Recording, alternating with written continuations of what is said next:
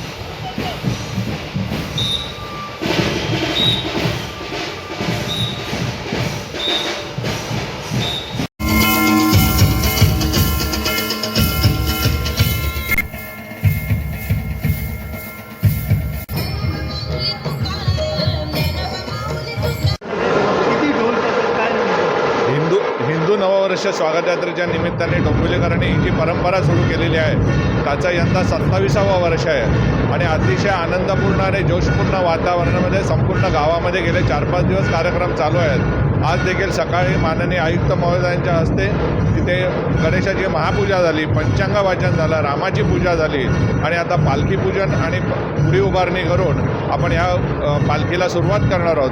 डोंबिवली पश्चिमेला साधारण 7 वाजता ही पालखी निघेल आणि तिथून मग संपूर्ण गावामध्ये फिरून या पालखीचा समारोप 10:30 ते 11 वाजता होईल. साधारण 15 ते 20 ढोल पथकं, झांज पथकं, 70 संस्था, सहभागी संस्था आणि जागोजागी यात्रेवर 30 ते 35 संस्था स्वागतासाठी उभ्या राहणार आहेत. तर अशा सगळ्या जोशपूर्ण वातावरणामध्ये मोठ्या प्रमाणावर सर्व आबालवृद्ध याच्यामध्ये निश्चितच सहभागी होतील आणि अजून एक डोंबिवलीची शान की सर्व धर्म, सर्व ज्ञाती एकत्र येऊन डोंबिवलीची एकजूट या निमित्ताने आम्ही समाजासमोर आदर्श म्हणून सादर करण्याचा प्रयत्न करतो आणि लोक आम्हाला भरभरून सहकार्य देण्यात आलं.